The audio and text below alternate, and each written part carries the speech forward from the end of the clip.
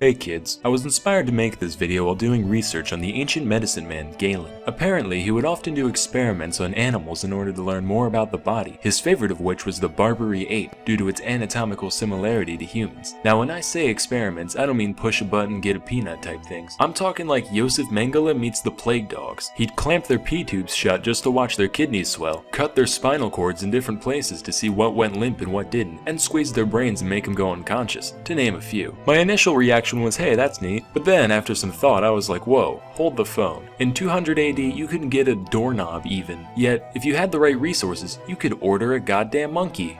Many monkeys in fact.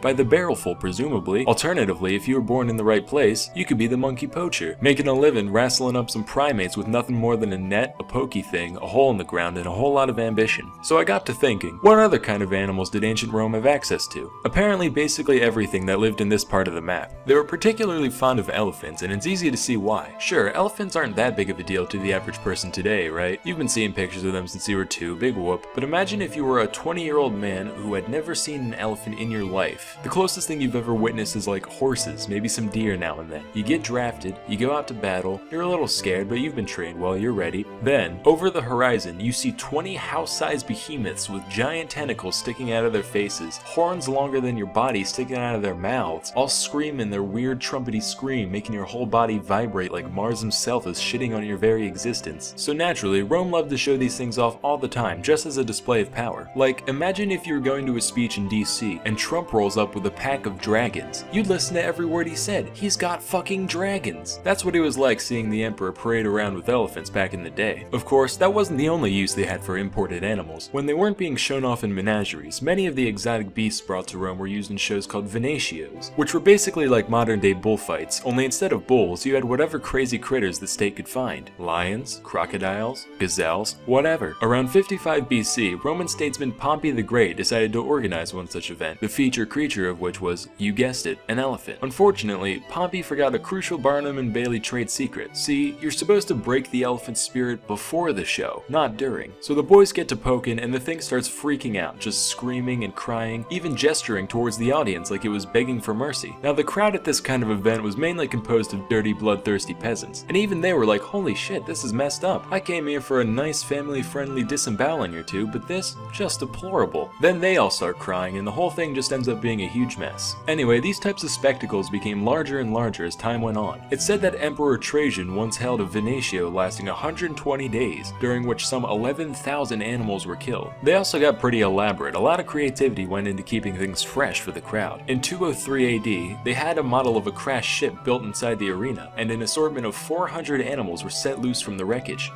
and then killed. That's what we should do for the next Super Bowl halftime show, honestly. Just pack every team's mascot into a decommissioned submarine. Then, when they all run out, we have the troops gun them down while the national anthem plays in the background. Anyway, the ingenuity of the people organizing these events really knew no bounds. One time they tied together a bear and a bull just to see what they'd do. Unfortunately, all that happened was the stock market crashed. Also, fun fact, one Emperor Commodus is credited with the invention of a unique crescent-shaped arrow designed specifically to decapitate ostriches and watch them run around headless for a while. Seriously, they did that so often that they needed a device to make the job easier. Sometimes, just to shake things up, they'd have the animals kill the people, which was known as damnatio ad bestias. This form of execution was typically carried out using lions, but other beasts were used as well, including dogs, bears, and at one point even an eagle, although the guy was crucified first, so it wasn't much of a fight. So, moral of the story, if you ever end up in ancient Rome and you want to see some animals, you'll still have access to almost all the same creatures we see in zoos today, and the only catch is that something has to die at the end. Till next time, I'm Salmonella, and thank you for watching.